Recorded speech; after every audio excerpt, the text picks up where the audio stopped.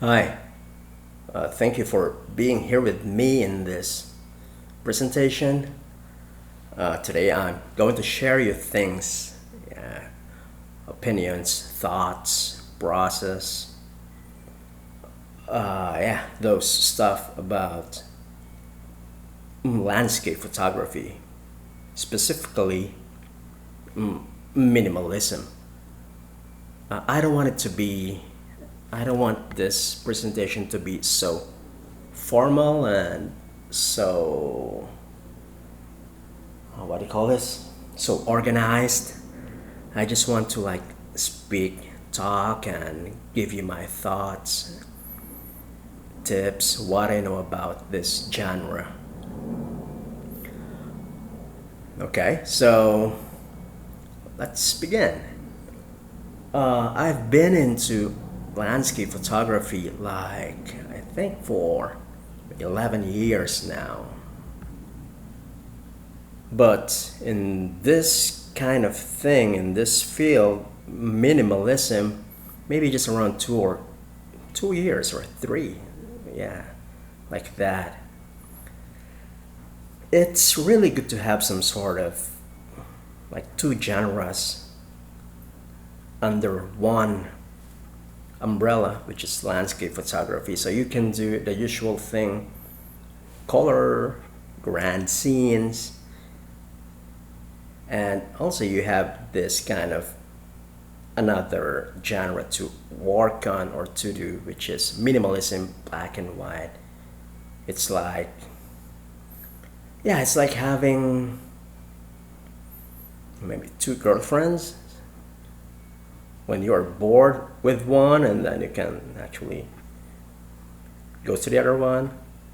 No, I'm just joking. No, it's like, yeah, it's like having to, if you're a musician, it's like having like an acoustic guitar and an electric guitar. Then they are totally different. Yes, color landscapes are like totally different from minimalism, black and white. They're not the same. So that's why I made this presentation to give you my thoughts on how to do it my way. Yeah, it's because this is my process, my point of view. Anyway, so let's begin. So the art of minimalist landscape photography. So first, I want to show you this quote from Jenny C. Jones. So she said, there is like a poetic nature to minimalism that is about striking a balance between full and empty.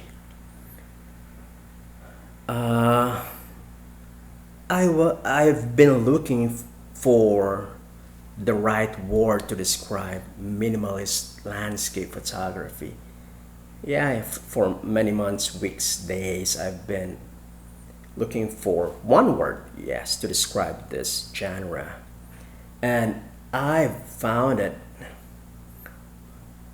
I found this in this quote from Jenny Jones, the word poetic. Yeah, it's really poetic in the sense I can't explain it. It's hard to explain.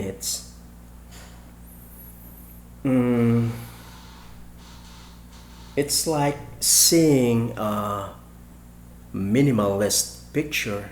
It kind of strikes you differently compared to seeing like a grand landscape scene. So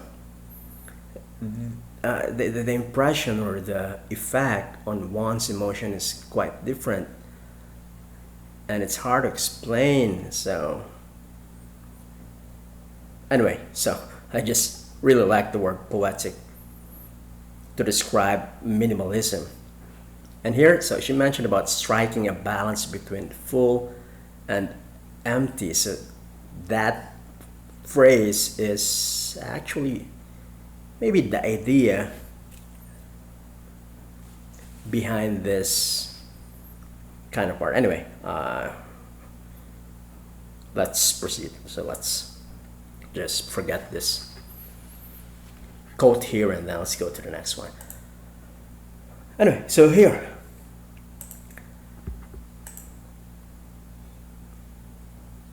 so I want to show you the content of this presentation. By the way, it's 100 slide presentation, so please bear with me and please join me up to the last slide. So the first one, so let's talk about the genre and its history. So what makes it different from other genres.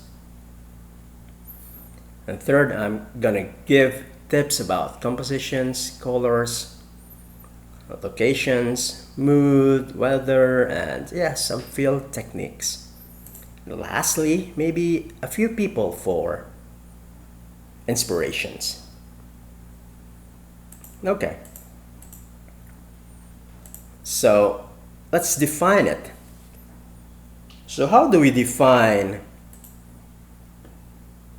minimalism? So it is a genre of photography that is distinguished by extreme and austere simplicity. So here, actually the word is simplicity.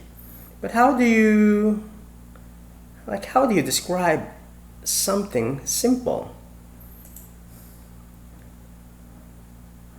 I don't know if it depends on like the eye of the beholder, but I think we have to like set some guidelines for us to be able that one thing is simple.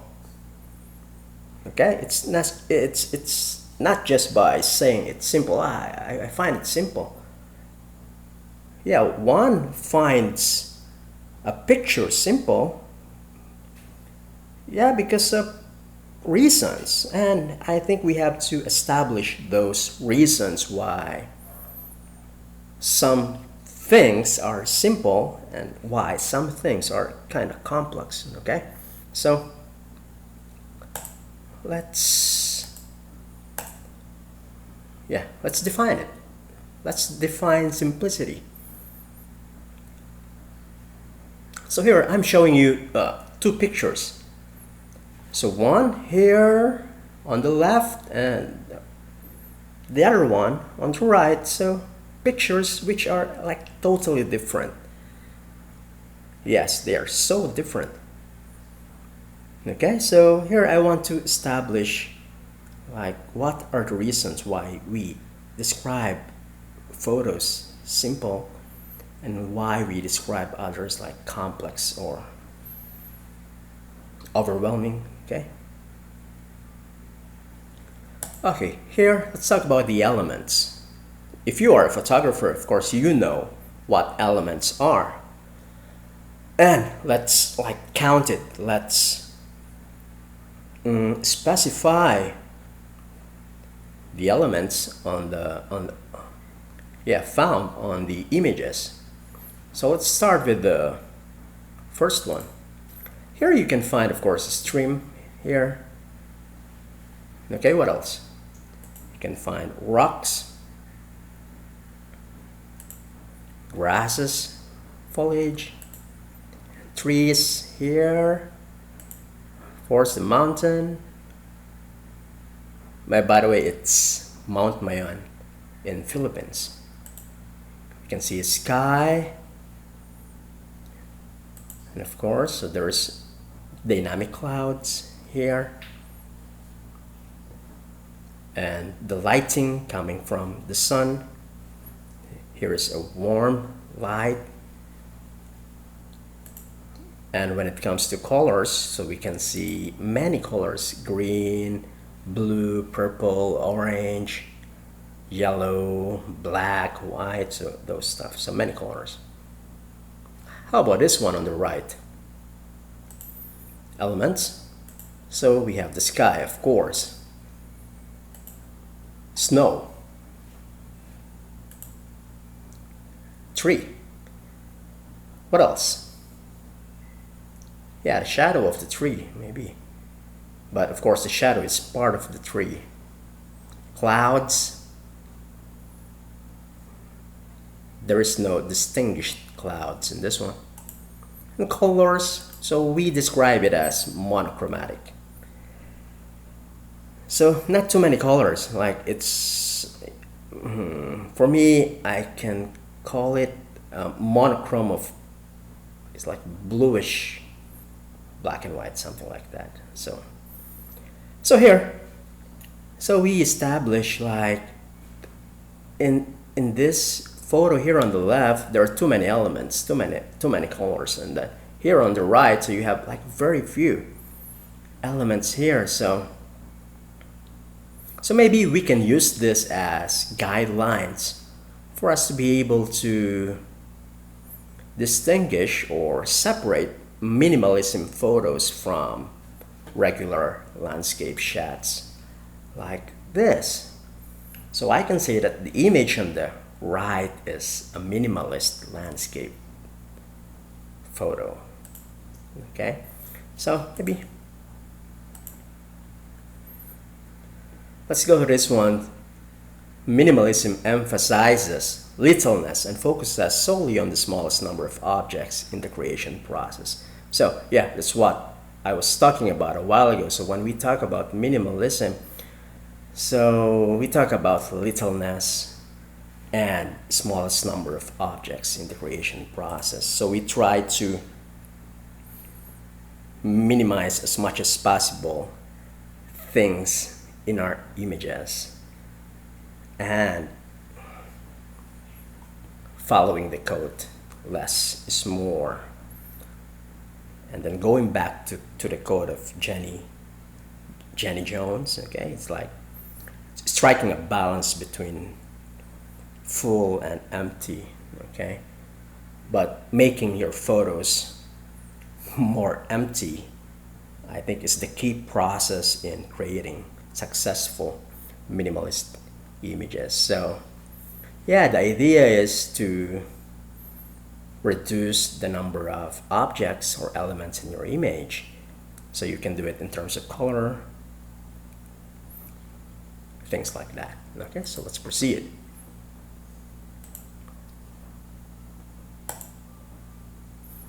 Okay, so let's talk about a little bit of history here. So when did the idea start? So when did the idea of minimalism, begin?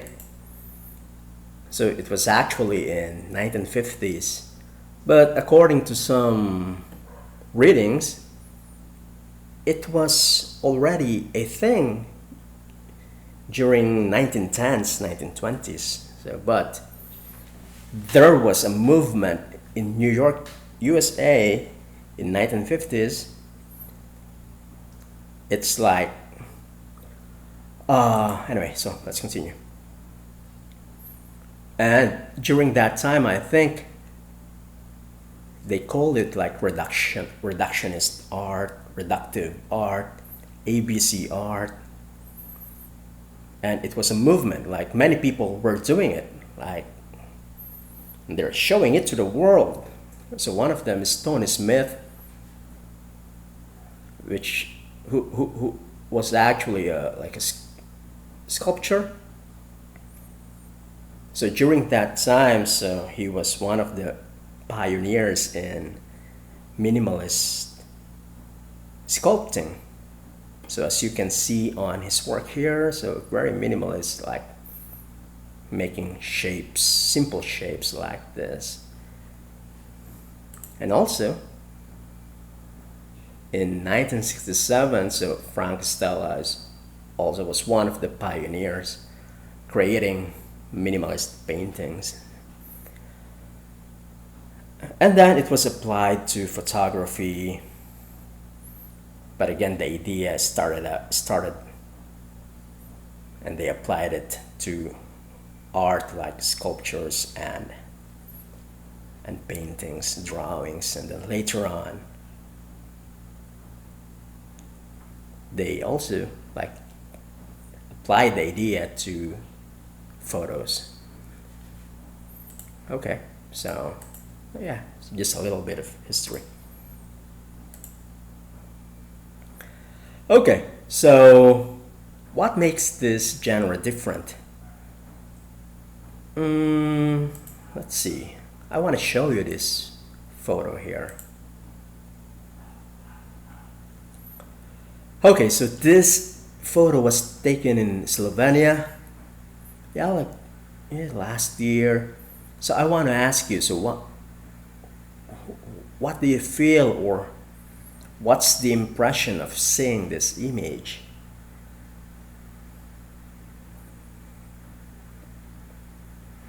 Okay, so but for me, seeing images like this kind of gives me the impression of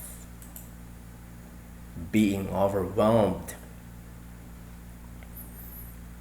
Being overwhelmed in the sense like, wow, it's so grand. Like, there are many things going on. Like, you have this lake, and inside the lake there is an island with, I don't know, with a structure. Is it a castle or a church or something? And mountains, clouds, sky, snow, towns, hills. Here's a town, branch, trees, roads, reflection. So there are many. I'm sorry, I'm moving my chair a little bit here. Okay, so going back. Yeah, so you are overwhelmed with lots of elements in the image. But I think it's a good image, at least. I'm not saying it's a bad image, but usually grand landscapes like this kind of give us an overwhelming feeling. And how about this one?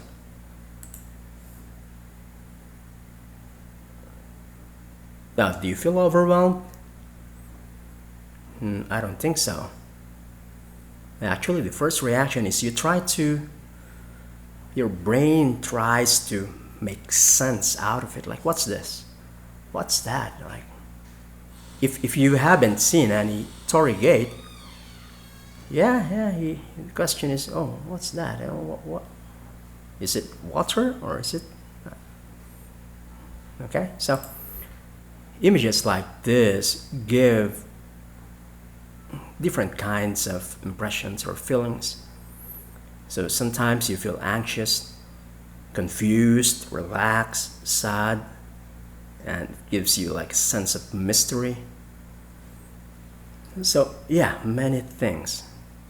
Yes, some minimalist photos are like totally abstract, like what the hell? What the hell is that? Like, I don't know what to feel. I can't make a sense out of it. Yeah, because I think, I don't know, but that's how it is being perceived by the human mind. Okay, so for me, the difference between like usual landscapes and minimalism is the feeling that it convey, or it gives you. That's just my opinion. Okay, so let's continue. Okay, so now here's the fun part. So how do we create minimalist landscapes? So let me tell you some of my maybe methods, or the things I learned from doing this. Of course, I learned it from somebody. I learned it from like research, looking at photographs of other people, then shooting, practicing, post-processing. So practice, I think, is the best way to improve yourself in creating minimalist landscapes. Okay, so let's go. How to do it? I have these 4 phrases for you. So keep in mind that keep in mind this 4 here. Less is more, strip it down, bare essentials, simplest form. Your image must be like this: simple, less, and bare. How do you do it?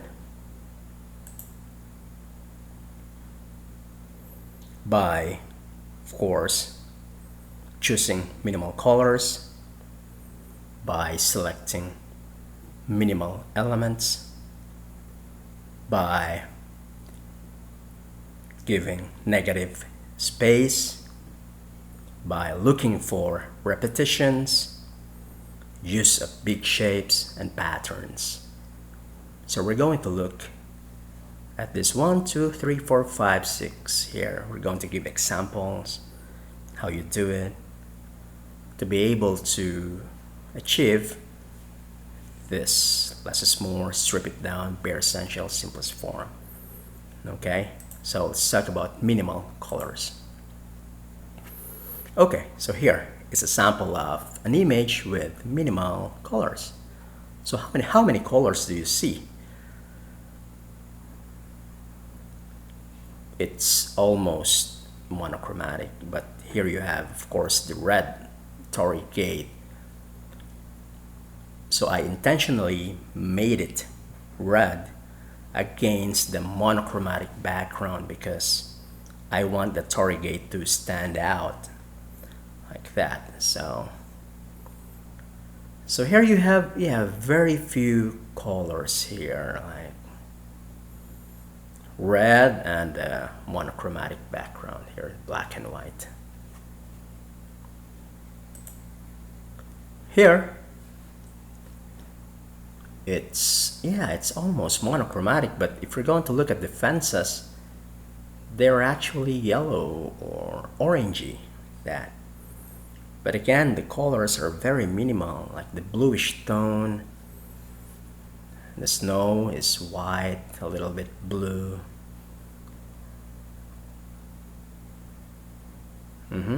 But again, the fences here, the woods, the sticks, they are not too yellow because I don't want them to destroy the monochromatic feel of the image. So that's why I just desaturated the yellow and orange part of there. But I think in reality it's not actually too yellow.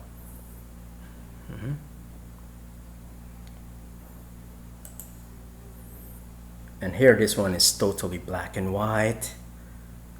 It's really monochromatic. Okay, so by choosing minimal colors 2, 3, 4, and I think that's one good way of achieving successful minimalist photographs. Then this one also here is monochromatic, bluish tones.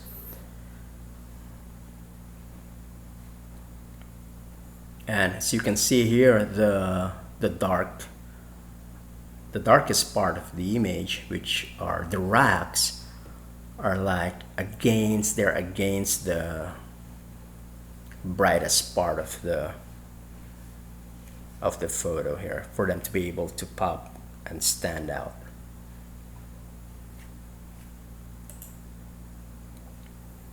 So here is another minimal colors, black and white background. Here the snow is almost white and the sky is gray, and here the trees like brown, orangey. Okay, so try to reduce the number of colors in your image. If you have greens here, say for example you see greens, you see pink, You see purple, you try to like kill the colors of those green and purple, because they can be too distracting. If you see like suddenly here there are pink flowers or green grasses. If there are things like that, so I think you should avoid including the colors in your overall image, because they don't actually blend well when we talk about minimal colors.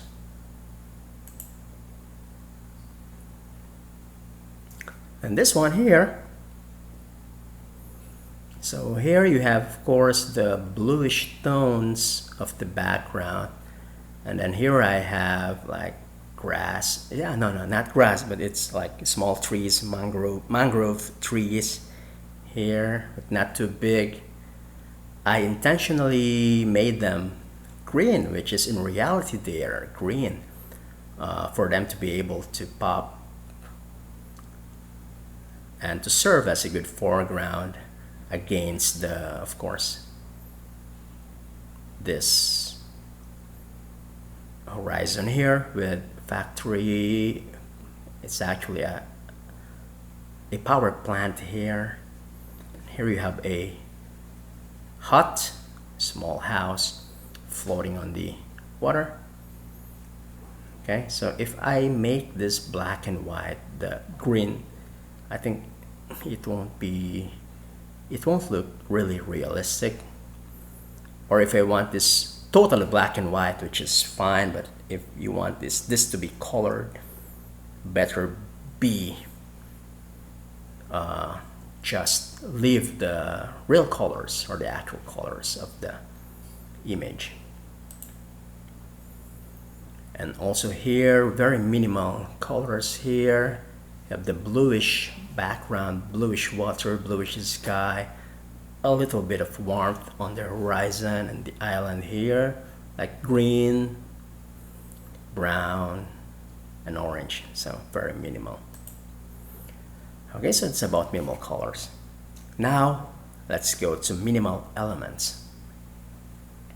And again, if you are a photographer, you know already what I mean by elements. How many elements here? Only two. You have the crane, the bird, yeah, and the sky against the white sky. So only two elements. How many elements? Three. Sky, snow, tree. Only three. How many elements? Sky, fox, snow, and this like twigs, plants here. Okay, so very minimal. So try to reduce your image to like very few elements only.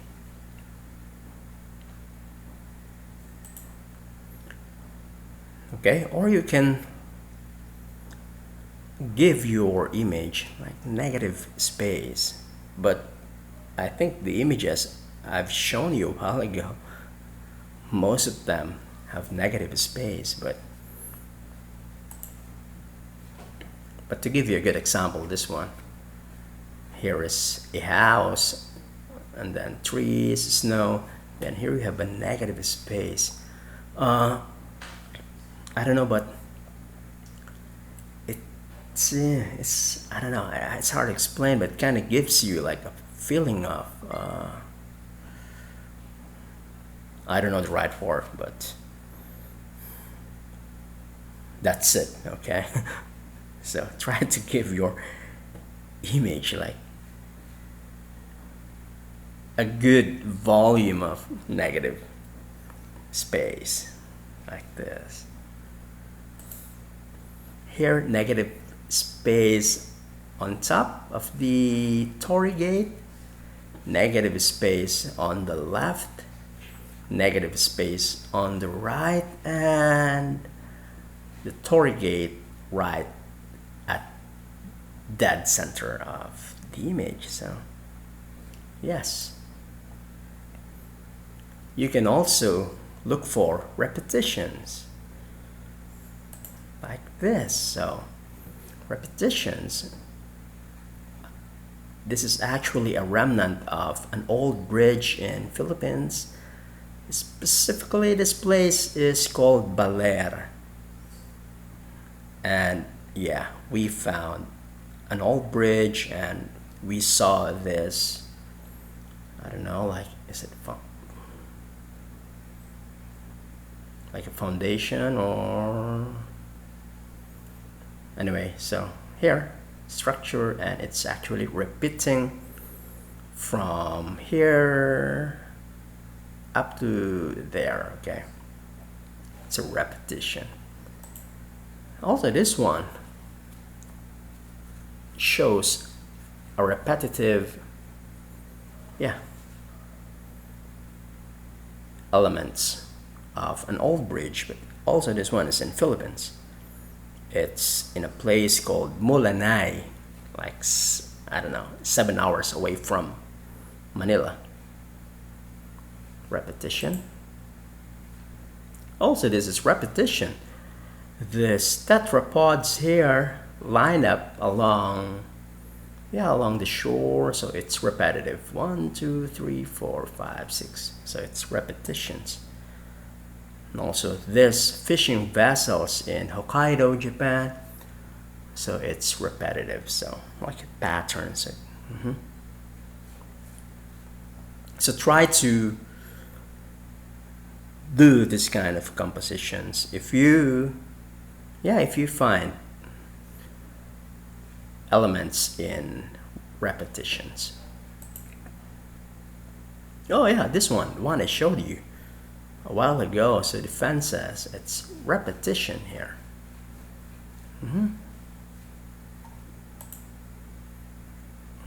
Also this one is also in Hokkaido.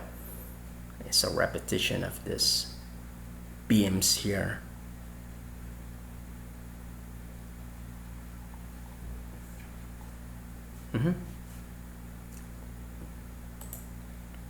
Also these trees here, they are repetitive, like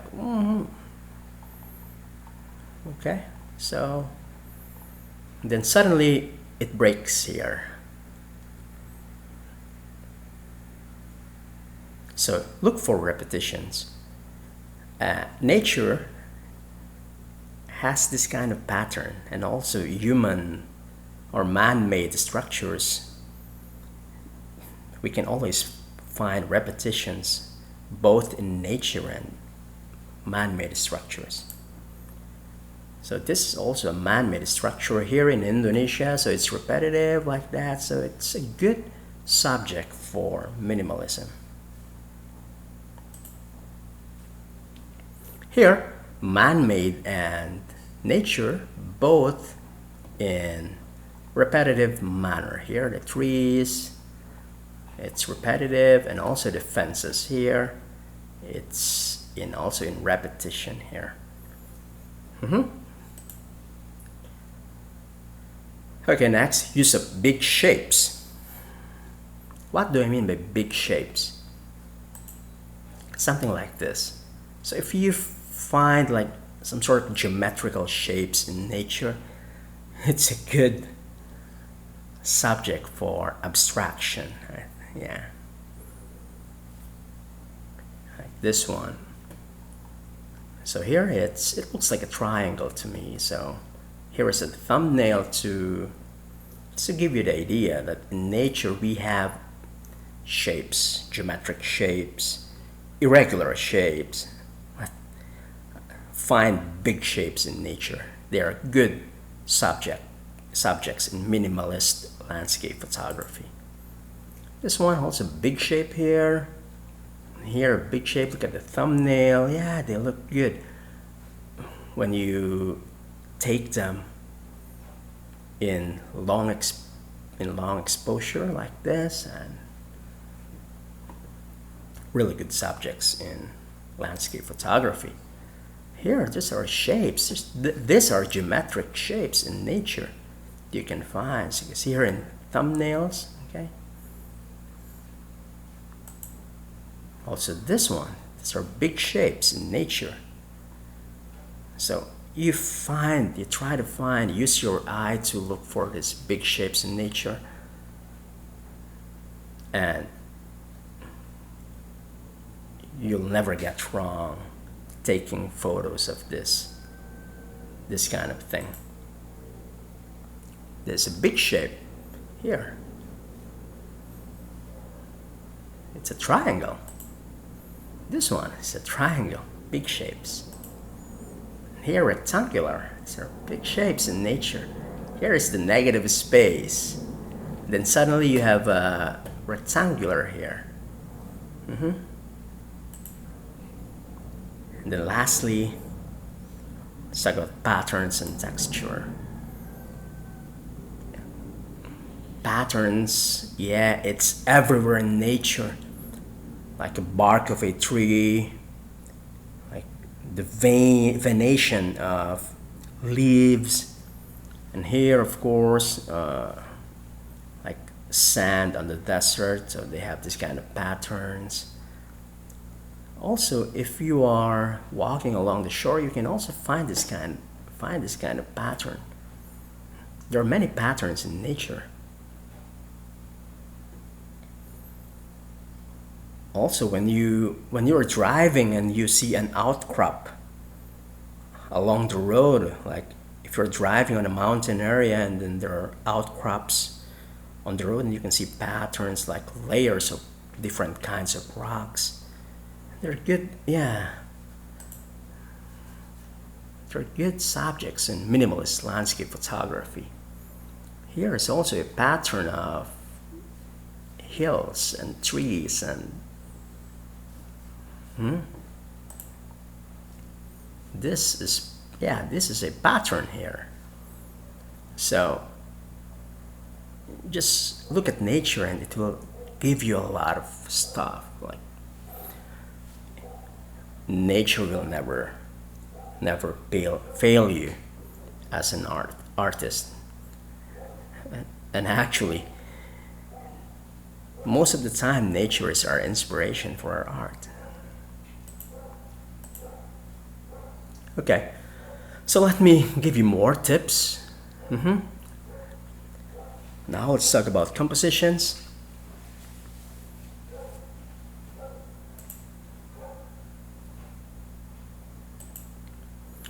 Of course, you know this already.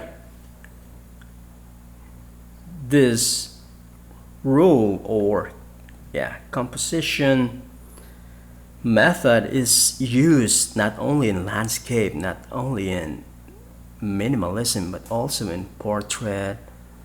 So anywhere you go in photography, like street, maybe it's the number one rule that you have to know. Rule of thirds, you know what I mean. So always try to, there are some, most of the time, it's always, most of the time or sometimes or very often, this image really works. This method really works well on your images. So like this. This one also, it's a rule of third, but you don't have to like perfectly put your element or your major element on the third. So don't be so obsessed like, oh, I want my image to be perfectly located or put on the third. You can actually put it, here, there, as long as it's close to the third.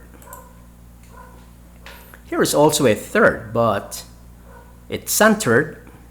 But if we're going to divide the frame into 3, 1, 2, 3, this 3 is also on the third, but only at the center. Okay, so next, so you can actually use this kind of method, triangular. It works well if you have like a square image, yeah, because it looks like a triangle to me, like that. But you have to include a foreground and then like a small background. So here your foreground like serves as an anchor point towards the tree here. So it's a triangular composition. I just actually made it up. I don't know if it's called triangular. I just invented this triangle here. Also this one, it's triangular here. So for this method to work really well, you have to include a good foreground and a very small, like a small background. Both elements are equally important because without the background here, it's not a triangle, okay? And without the foreground, of course, it's not a triangle here. So you have to include both. Okay, third, vanishing point. You've seen this image a while ago already, but if you have a pattern like this, like a repeating patterns, and it's like moving away from you, so it's actually vanishing up to this point here. So good composition to look when you are shooting in places like there are man-made structures. I think in nature it's really hard to see patterns like this, like a vanishing point, because nature is never, I mean, most of the time it's not perfect. It's really irregular. Most of the time we can only find vanishing point in man-made structures like this. This one is also vanishing point, repeating, and it's a vanishing point. Also this is a vanishing point here. So if you have a repeating element and it's moving away from you, so you have this kind of composition. Okay, next you can do framing in nature. Yes, there are a lot of natural frames. Example is this one. So we have here the rocks here, and inside you have the small rocky islands. This one is in Iceland. So framing. Yeah. You can also do centered horizon. It's like breaking the rule of thirds, but again you don't have to put the horizon dead center. As long as it's close to center, it's fine. So here you have the horizon very close to the center. You have the trees here repeating. This one's repeating 1 2 3 4 5 6 7 8 9 10. So it's repeating. Here the horizon here. Okay, so I wanted to include more sky than to include more snow, because down here is not pretty good, like the snow is kind of dirty. So I decided to include more sky than to include the dirty snow down here. So I put the horizon in the center here. Okay, next, composition, centered. Yeah, like this, elements, big elements right at the center of the frame. You don't have to think anything else. Just if you see something like this, oh, it must be at the center. Here at the center, as you can see, top, bottom, like equally spaced. Also left and right, you have equal distance between the edge of the frame and the elements here. So yeah, putting things right at the center. Yeah, they're a good composition method to try. Yes, centered. Also this tree here, it's centered. This tree, it's centered like that. Okay. If we have, okay, the next one. If we have like rule of thirds, sometimes it's good to break the rules, like off third. It's close to the third, but it's really off, like this one. This is the third, and the element is, yeah, this is the third, okay? And if I'm going back, this is like an off third. It's not really on the third here. This one is third. Then off third. Yeah, you try to not follow the rule strictly. And just like a little bit playing the rules it's a good thing to try. Okay, in nature you can find symmetry if you have the reflection, so it will give you a good composition when it comes to symmetry. Here also symmetry, of course, with reflection. Okay, so yeah, it's all about compositions. Maybe there are a lot more techniques in approaching your composition, how to do it, but I think those things are the things I want to share. Okay, next, where to shoot. Where? You can start shooting maybe close to your houses. Yeah. Like if there's a lake, or if there's an ocean, if there's a building really close to where you live, I think those places were really good to begin with. Okay, so where to shoot? First, coastal areas. Ocean, like this. They offer like many interesting elements to shoot. So the good thing about coastal areas is, of course, the water.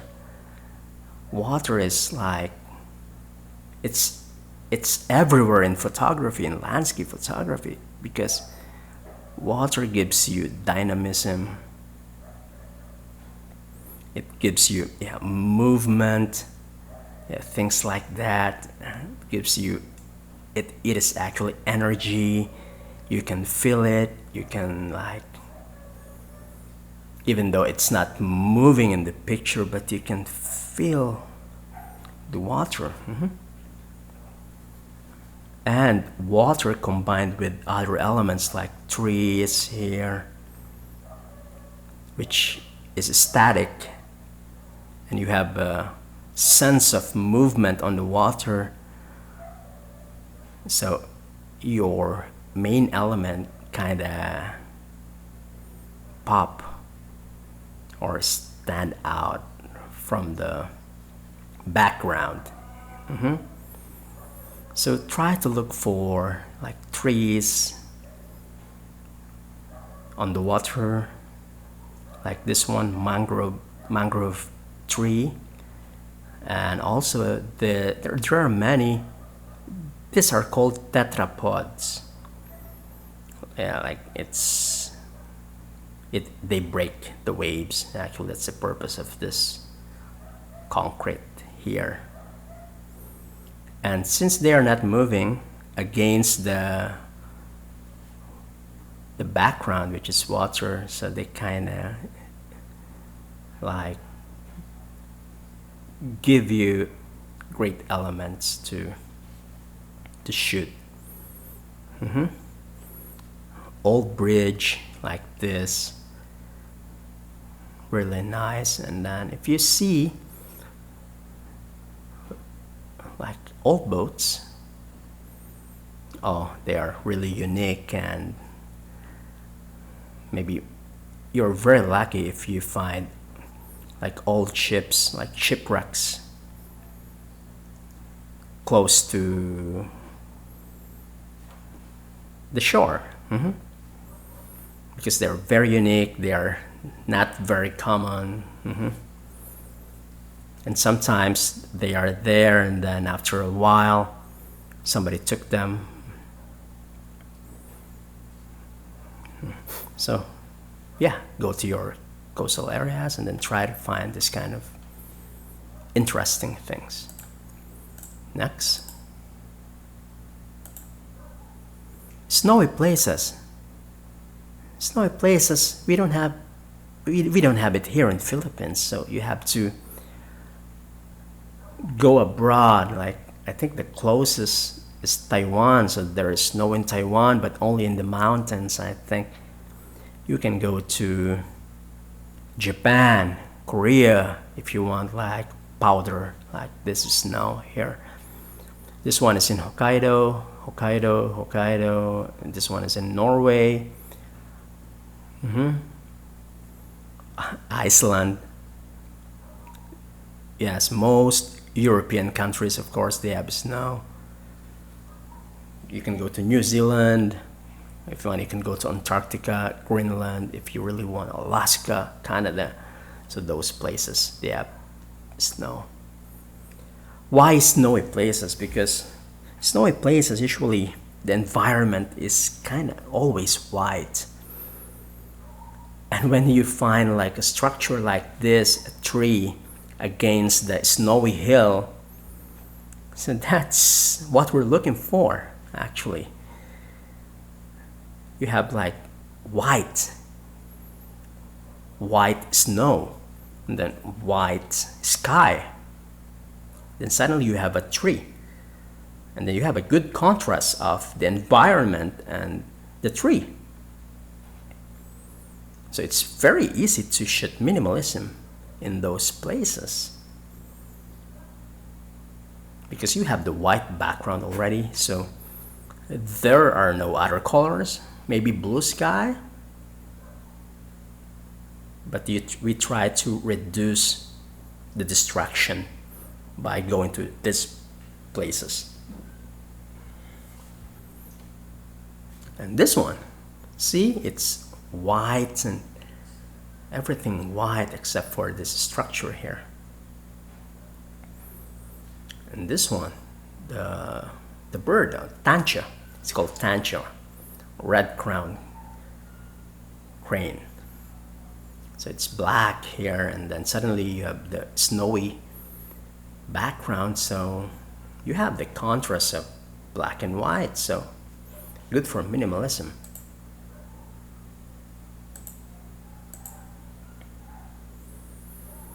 Lakes, yes, lakes are good places to shoot minimalism. You can find trees sitting on top of the water like this, against the water taken in long exposure, and also the sky here. And if you are lucky to see some structure floating on the water, it's really good to shoot minimalism, because water is very dynamic and it is full of energy. And a structure, like a static structure against the moving background, and when you do long exposure shots, and it kind of blurs everything except the structure, and you have this, of course, image like this.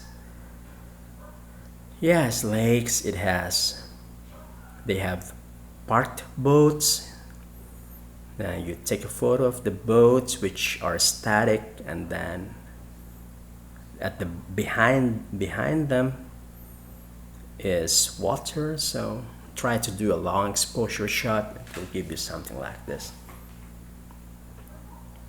And of course, you can just go totally nature by including a mountain like this and reflecting on the water. This one is symmetry also here. Okay, lakes. You'll never get wrong going to lakes.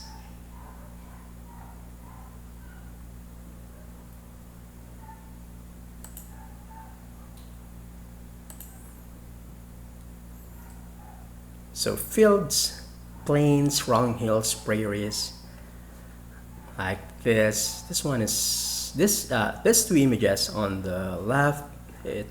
They are taken from Italy. Yeah. What place is that? I forgot. Oh my goodness. So here you have. Oh my goodness. Why did I forget the place? Tuscany. Yes, Tuscany. Why did I forget Tuscany? How can I forget Tuscany? Anyway, so in Tuscany, yeah, everywhere is hills, like rolling hills, farms, like vineyards, like yeah, things like that. And you have these cypress trees on top of these rolling hills, and really good, really minimalistic. And this one, cypress trees, like planted in a circular manner. Oh. And you have this like plain sky. Oh, really good subject for minimalism. This one, a church sitting on top of a hill, mountain in Slovenia. So you have here an element of the church, like a small road, and the mountain or a hill here, a little bit of trees, and make it black and white. So good subject for minimalism.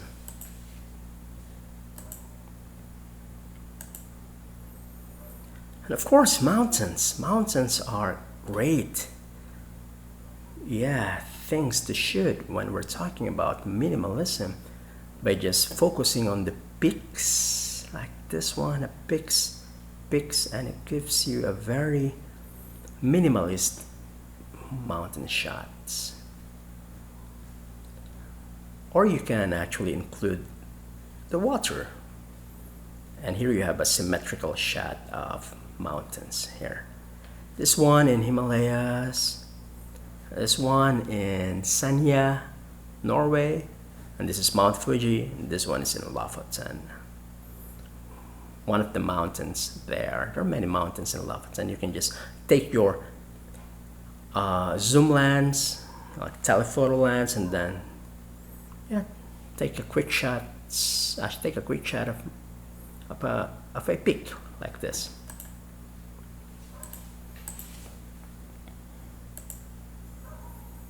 And of course, let's do not forget man-made structures. Maybe these are the closest things to us. Like if you're living in a city, or if you're living anywhere, surely there are man-made structures. There are statues, there are churches, there are bridges. And I think, yeah, windmills are scattered all around the world. This one is in Iceland, a statue. I'm not telling you to go to Iceland to take statue shots. Maybe just go outside, like a park, something, and you can find a statue. Churches, if it's actually against a good sky without anything behind it, go. It will be a good place to shoot. Like bridges also. Surely there are bridges near you, but I don't know how good it is, if it's beautiful enough, or if it's you can isolate it enough. But yeah, but bridges are beautiful to shoot when it comes to man-made structures. Mhm. Let's proceed. And of course, deserts. Deserts, they have like this crazy patterns of rolling dunes. And if we're going to look at the texture or the pattern of the dunes here, so they have this kind of thing because of the wind. So deserts are a good place for minimalist shots. Okay, what else? So when to shoot is like, it depends actually. Some people prefer this, some people or photographers prefer that. I have a friend, Marvin Gray, so he prefers to shoot during sunny time of the day. But me, I don't actually like it. It's okay for me, but I prefer other time of the day or other mood to shoot, like when it's misty. So I really love it when it's misty. It kind of gives you like a sense of mystery to your image. Let me give you an example. This one, if it's sunny, the background is not like this. The background are mountains, structures, blue sky. This one is in Japan, in Hakone. It's really hard to isolate the Torii Gate because, yeah, the background is kind of, let's say, messy and not. It's really blending with the Torii Gate. So red, and then suddenly you have green, and then you have structures. Yeah. So if it's misty, yeah, the background kind of fades. Same thing on this one. This one is in Shiga. This shrine is called Shirahige, and it's really a big lake. This is the biggest lake in Japan, if I'm not mistaken. And the best time to shoot here is when it's drizzling, or maybe after rain or before it rains, when the background is so misty, all white. And of course, when you're shooting, it's easy to isolate the Torii Gate against the misty background.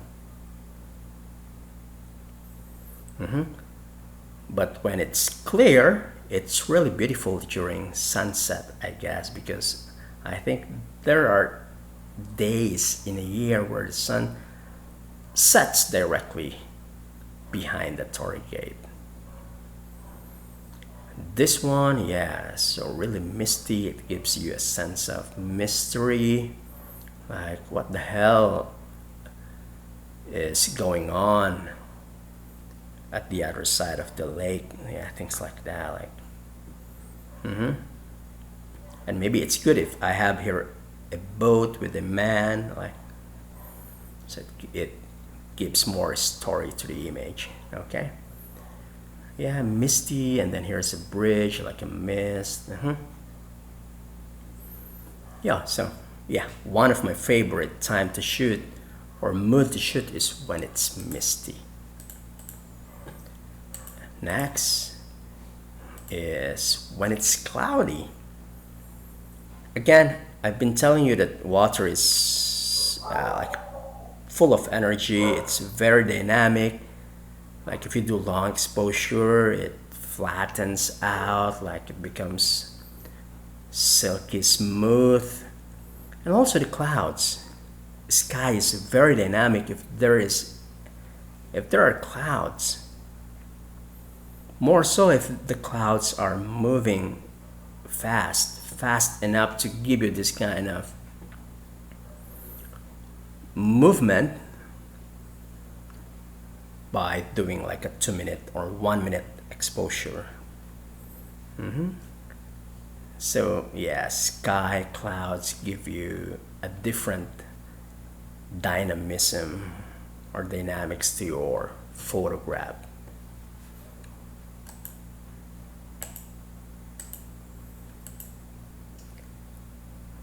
Yes, when the sky is clear, so it's really nice to shoot when the condition is like this. Sometimes I prefer this than to have clouds moving really slow, because here, so for example, you have this, so you don't have to do a long exposure. All you have to do is take your camera handheld and take the shot. You don't have to do a long exposure because there are no clouds. And this one, even without a tripod, you can take shots like this because but you can see clouds here on the right, but I just like did a motion blur on the software Photoshop to be able to make this moving like this. But again, this is a very clear sky, and with the sun, all you have to do is to take the shot handheld, and it will give you a nice clean minimalist image. This one also, it's very clear, but I have to do a long exposure shot because there's water. And this one, clear sky, blue sky, a little bit of long exposure, maybe 1 second or 2, that will give you this kind of thing. If you have clouds here, it will be really distracting. And maybe I will not like the image, or maybe I will not take the shot because there are clouds. So it's better to have something like this when it's cloudless, and it's easier to shoot because you don't have to do long exposure.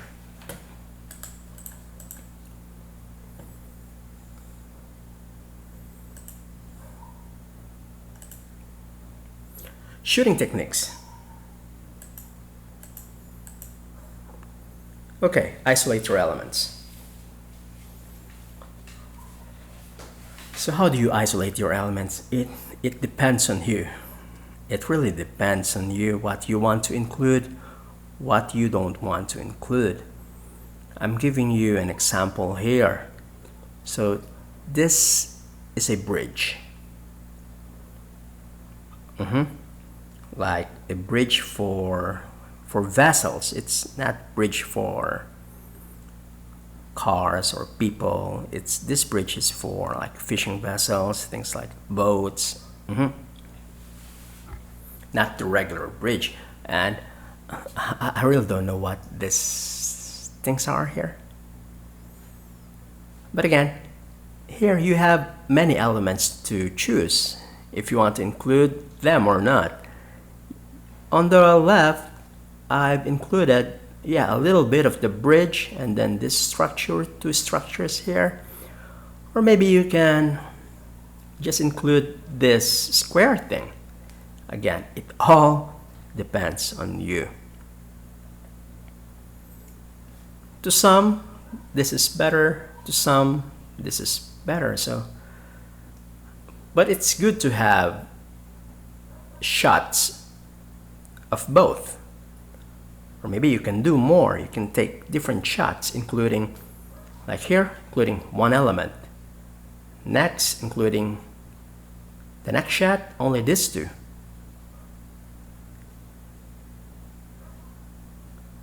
And maybe the third shot, this picture here on the left. So my suggestion is try to take as many as possible. Try to include one element, then try to include 2 elements, 3 elements, 4 elements, until you find the best image.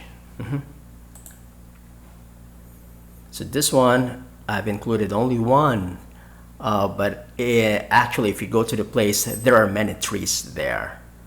So you can take, you can take photos of each tree.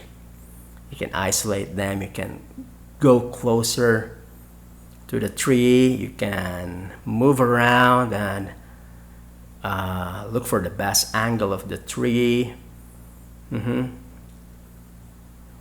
And don't include them all. If you include them all, it will not be that good, and I think it's not considered minimalism anymore, because you have like 20 trees there, or 30 trees. That's not minimalism. Minimalism is like reducing your elements, like moving around, getting closer to the elements so that you can isolate them.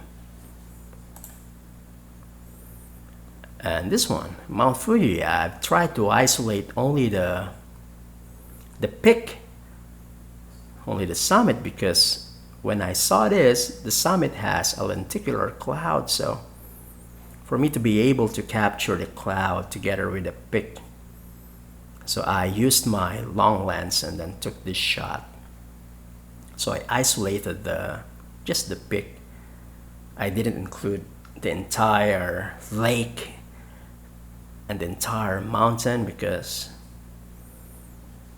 I wanted to focus on the peak together with the lenticular cloud. Okay, other like tips. I'm not sure if your camera has this, but I guess most cameras, they have this setting where you can actually shoot in square mode like this. This one, I used a Canon EOS 800D, and I think the previous versions have them as well. I saw it in Nikon, maybe in all cameras they have this, like where you can compose 16 by 9 or maybe 1 by 1, which is square. And I think it's a good way to practice composition, because you can right away you can see your image is square, like this one I'm showing you. The entire frame includes the fences here, and includes another house on the left, but I think they're too distracting, so I just want to focus on this 5 houses or 5 cabins. So I composed in a square. And also this tree here in Hokkaido, I composed in a square mode because I don't want this house to be included in the frame. I don't want this part of the image as well. I want my tree right at the center. And also this, I think there's no point including this rocks here on the left, because my main element is this 1, 2, 3. So that's why I use the square format of my camera, and then I composed the square. Okay, next. When doing minimalist shot, my suggestion is more often than not, do a long exposure. Because most of the time we have water, we have clouds. So that's why most of the time too, we have to do long exposure. So when to do a long exposure? Okay, so you do a long exposure if there are water. If there is water, do a long exposure. If there are clouds, do a long exposure. But again, it's not all the time, okay? I mean, the general rule of thumb is if the clouds are moving, you try to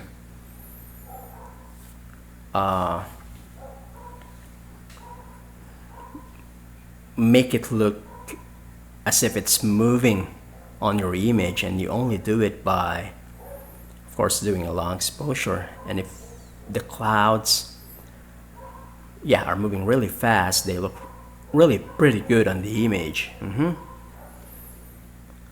of course, if there are clouds and water, so you have to do long exposure, because doing long exposure kind of flattens everything out that is, or that are moving in reality, and you make those things which are static stand out on your image, like this one here, the beam here. It's not moving, of course, because it's very heavy, but the water is moving, the clouds are moving, and we kind of dissolve them, flatten them out, so make them silky smooth, so our beam here stand out, make it pop.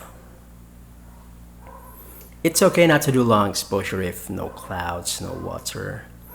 You just take a quick shot of your image, and it's a clean minimalist shot like this, because there are no clouds. Imagine if there are clouds here, it'd really be too distracting. And then maybe last, try to expose to the right, maybe +1. I always expose my image to the right. More so if I'm shooting in snow, because snow, if you shoot at 0, it's really dark for me. So when I'm shooting snow, I kind of expose my camera to the right. For me, it's easier to process them. But again, you have your own maybe opinion or experience, okay? But for me, I want it exposed a little bit to the right. This one also, it's exposed a little bit to the right here. And it's okay, huh? The histogram is kind of okay. As long as it's not clipping to the right, it's okay. But if it's too much and you begin to clip your highlights here, oh, that's not really good. Okay, so use long focal lengths, telephoto, for you to be able to reach elements that are unreachable by ultra-wide lenses. So things like this, they are very far, so you have to use a long lens to capture them. And also, wide lenses are a must as well. So this one was taken by a wide lens, and also this one to be able to capture all the elements you want to include in the image.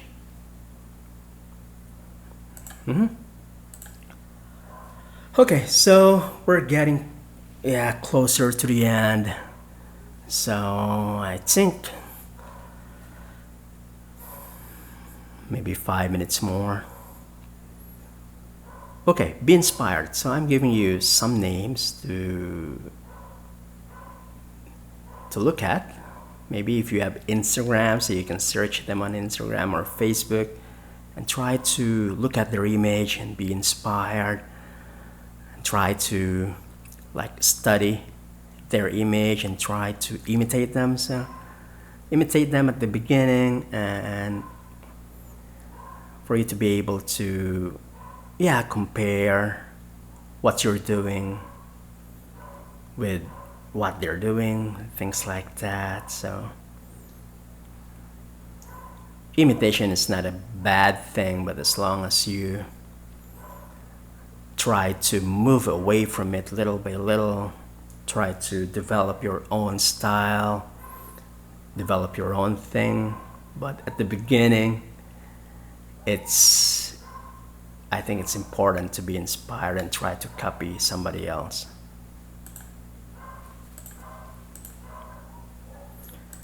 Okay, so internationally, so I have this names here in alphabetical order. Okay, so Kerulumam is an Indonesian photographer, is a good friend of mine. I'm not posting their images here because maybe it's not a good idea to post their images here because I don't own them.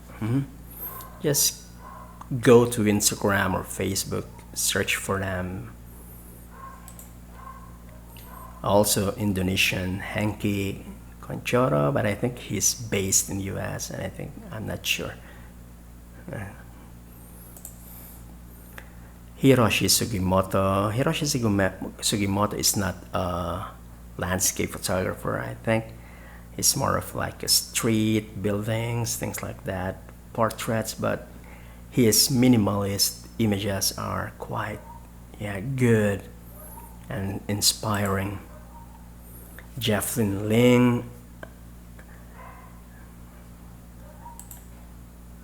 Lascar Mile,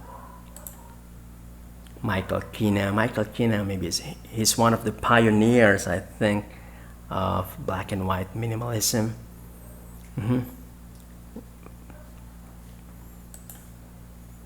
Ron Riley and Richard Hunter. So these names here, many more. I can't include everybody here, but maybe these names are the good names to begin with, like to get inspired and for you to be able to keep on shooting. And locally in Philippines, of course, again in alphabetical order, so we have a good friend of mine, Kaloy Llamas.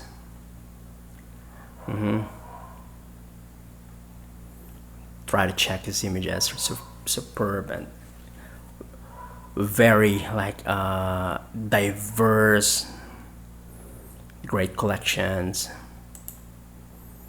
Also June, Filipino, but he's based in Singapore. He has like great minimalist black and white shots. Marvin Gray, try to check him out on Instagram and Facebook. He is a good friend of mine. He has great shots. Mitch Miguel, it's really good. Look at his prints, like superb images. Raymond Cruz, he was my mentor before. This guy inspired me to try black and white minimalism. Check out his images and be inspired. Red Agnita also, I think he's one of the pioneers here in Philippines, but I'm not sure. But check him out. And I think lastly, maybe second to the last, okay, Russ Rasinia is a good friend of mine. Awesome landscapes, minimalism. And I think lastly, this guy is a young guy, like a young man, based in Mindanao. His name is Russell Jan Cusito. I think he has a potential to be a really good minimalist landscape photographer. Try to check them out and be inspired, and for you to be able to keep on shooting. Okay, so maybe to just summarize this idea, or maybe the gist of all of this, is actually this: minimalism is the art of letting go. When you are in the field, so the decision is actually yours to which elements to include, which elements to exclude. So it's all about training the eye, like looking for this great elements, looking for this effective compositions. So I think that's it. It's the art of letting go.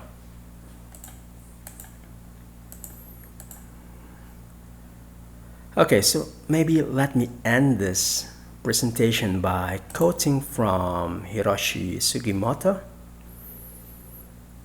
If I already have a vision, my work is done. The rest is just a technical problem. Okay, so my interpretation of this is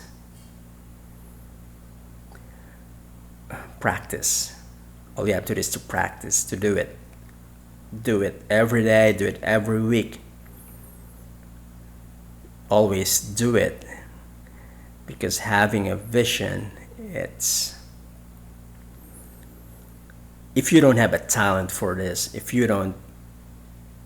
it's not actually a talent. Or let me put it this way. It is a developed skill. Nobody, I think, maybe talented persons, they have it when they're born, but you're no different. I mean, everybody can learn. Everybody can have a good vision by practice. And when you arrive to the point like, oh, I know what to do. When I'm in the field, it's just a second nature. I know how to take photos. I know where to look. I know which to include, which to exclude. I know what to do. And then everything is just like natural and free flowing with you. All you have to do is to click the camera, set up your tripod, your filters, and then take your shot. It will be easier. But again, before you arrive at that point, you have to practice. You have to work. You have to sweat for it. You have to work for your vision. You see, if you don't practice, if you don't see, if you don't look, if you don't go out with nature, with environment, nothing can teach you. So nature is a good teacher because nature is a work of art. Nature is an inspiration. That's where we derive our works from nature. So if you don't go out, if you don't work, if you don't look, you won't have a vision. You won't have the skill. You will not have the I don't know. Okay, so I hope you've learned something from this presentation. And if you have questions, you just try to message me, contact me, and I'm always willing to help.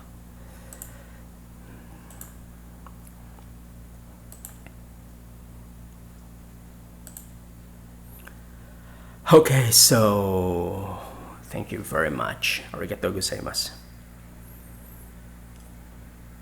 See you in the next tutorial, I guess, in the next lecture or presentation.